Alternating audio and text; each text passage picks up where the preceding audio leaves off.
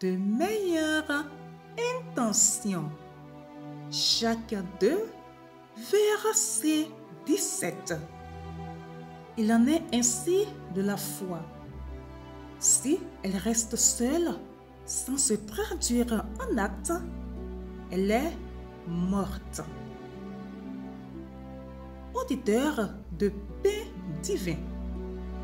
Quand Dieu éclaire notre intelligence, purifie notre cœur et insuffle sa sagesse à notre esprit, alors nos motivations deviennent effectivement bonnes le plus souvent.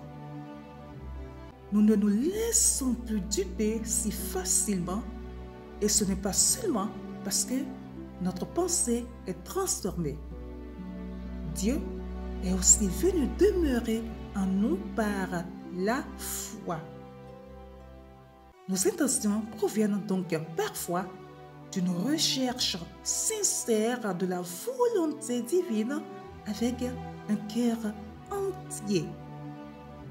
Mais nos intentions restent sans valeur tant qu'elles ne sont pas concrétisées. Elles peuvent honorer Dieu en esprit, mais qui verra cet honneur si elles sont enfouies en nous. Un bon plan qui ne débouche pas sur une prompte exécution n'a aucun sens. La vision que Dieu a donnée à ses serviteurs, les œuvres qu'il a préparées pour eux, la gloire qu'il veut les voir refléter, naissent toutes dans le cœur, mais ne s'arrêtent pas là. Elles nous mobilisent.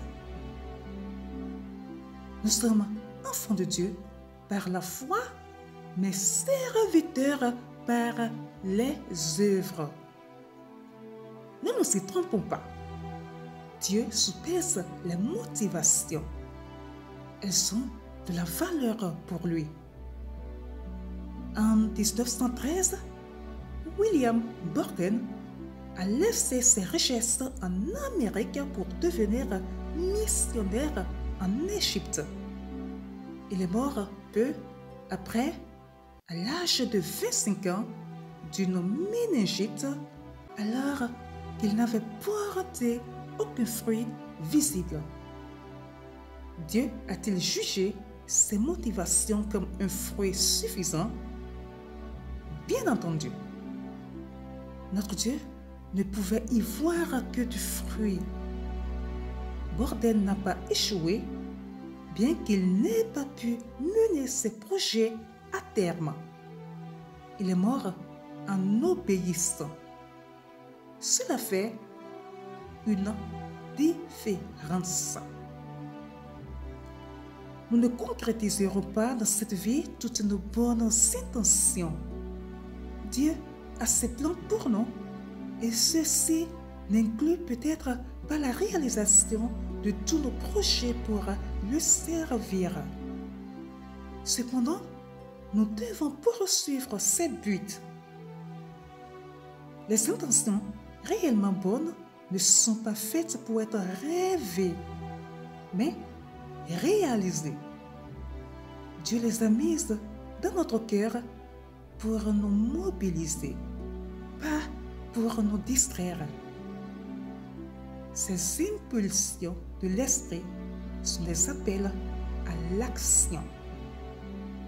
Bien-aimés, avez-vous le sentiment que Dieu attend de vous une action que vous n'avez jamais concrétisée?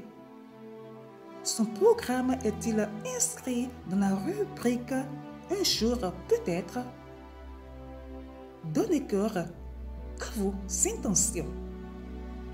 Le Dieu des miracles appelle son peuple à agir. Très bonne méditation à vous. Shalom.